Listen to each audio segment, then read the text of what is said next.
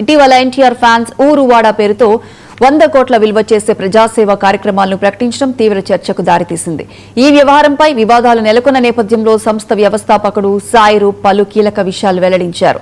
ఊరువాడ అంశంలో తగ్గేలే లేదని, ఈ కార్యక్రమం జనాల్లోకి వెళ్లాల్సిందేనని తేల్చి చెప్పారు. అయితే ఈ కార్యక్రమానికి తమకు ఎలాంటి సంబంధం లేదని ఎన్టీఆర్ టీం ఇప్పటికే స్పష్టం చేసింది.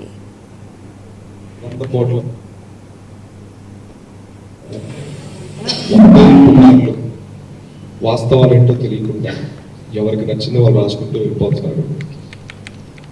ఇందులో మా ప్రమేయం ఉందంటూ ఇదేదో మేమే క్రియేట్ చేసాం, ఈ హైప్ ఈ బస్ అంతా ఈ ప్రోగ్రామ్ కోసం అన్నట్టు రకరకాలుగా మాట్లాడుతూ వెళ్తున్నారు.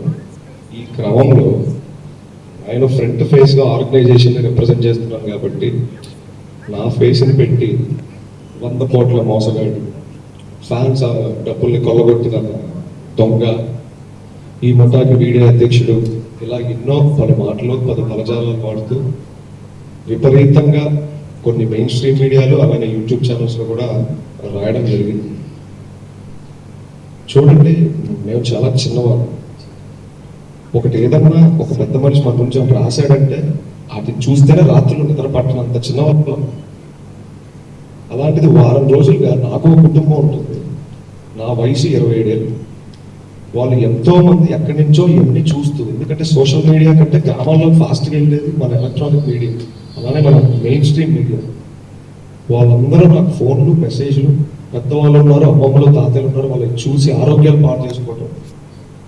ఈ వారం రోజులుగా నేను ఎంత కుంగిపోయాను, ఎంత డౌన్ అయ్యాను ఎవరికి తెలియదు, ఎవరికి కూడా చెప్పలేదు అక్కడ. అందుకే ఇలాంటిది ఒకటి జరిగిందని నేను చాలా లో లైట్లో చాలా కామ్గా అప్డేట్స్ అన్ని కూడా మేము ఆర్గనైజేషన్ నుంచి ఇచ్చుకుంటూ సైలెంట్ అయ్యాం. ఏదన్నా 18వ తారీఖు మాట్లాడుకుందాం. అయినా మన మీడియా సోదరులు కొంతమంది మొన్న ఇక్కడే బయట కూడా నన్ను ఇంటర్వ్యూ చేయడం జరిగింది.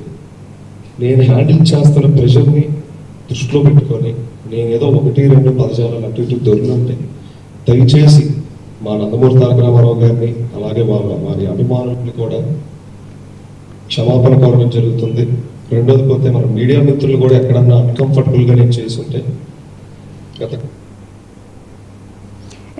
శ్రీహరి